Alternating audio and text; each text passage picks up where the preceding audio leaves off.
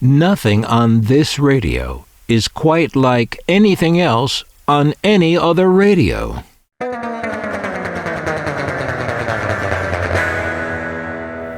What we've got here is the first shirt pocket size radio from the Nippon Electric Company, NEC.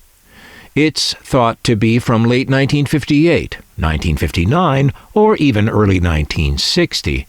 I'm going with 1959. From the look of it inside, it's either that or earlier. The roots of NEC go back to 1899. I know, 1899. NEC first got into the telephone business, one of the highest high-tech things going in that era. Early on, they struck up a partnership with the American electronics pioneer, Western Electric, a company founded in 1869. I know, 1869.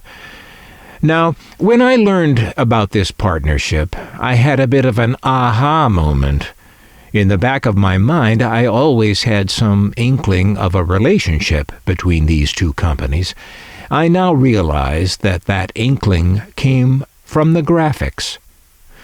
I tend to feature graphics on this channel, logos and things, I guess for this reason. They interest me, and they help to tell the story. Now, maybe this similarity doesn't really tell us anything. Maybe all the companies back then that were into what we now call tech had logos that looked like lightning bolts. I don't know.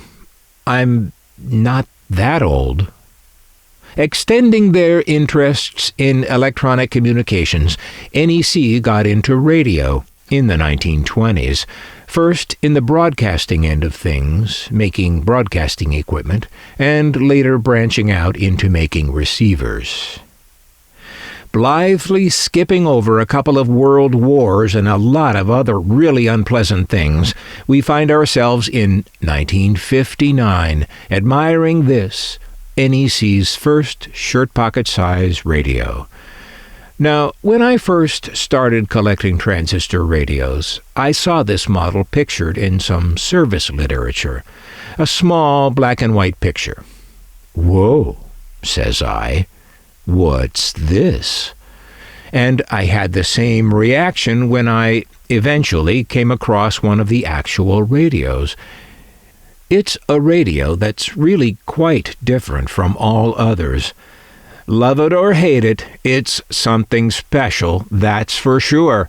But how could you hate it? It gets an A for effort, at least.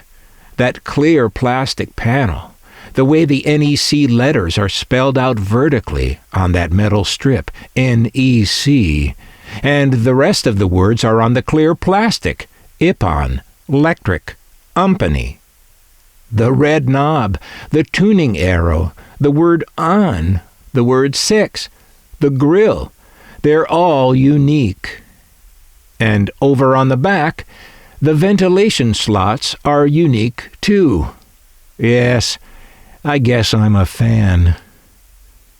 Inside the NT61 is obviously early, with that big speaker magnet and those unique cylindrically shaped IF cans. NEC made their own semiconductors, and those are NEC transistors in there, the 3 black oval-shaped ones, uniquely lined up along the bar antenna at the top. The other 3 transistors, the silver cylindrical ones, are marked, I was surprised to learn when I examined them up close, Sony. They're Sonys. I didn't see that coming. Though the radio was only available in this tan color, as far as we know, it came in a colorful box. It's a real period piece of a box. It's not very plush inside, but it does have ribbons, and that's a nice touch. The soft, thin leather case is still rolled up and tied up with ribbon over on the left side. A plastic sleeve holds the accompanying papers and a nice polishing cloth. We see such cloths included with many of the earliest transistor radios from Japan, often with this zigzag edge as if cut with pinking shears, like we see here. It's hard to read this line of type on the cover of the instruction booklet under the picture of the radio, but it says, "How to operate it." This booklet is no small thing. It's 8 pages and printed in 3 colors. It's a pretty good translation generally. Too good to be hilarious, but still mildly amusing in places. Under installing the battery, it says, when inserting the battery into the radio, fix Ever-Ready Type 216 or equivalent by snapping it. NEC's second transistor radio was this one, the NT620. We looked at it in another video along with the Magnavox version of it that NEC made. As you can see, it's a good looker, but there's really nothing from NEC or anyone else that quite compares to NEC's first shirt pocket radio, this NT61.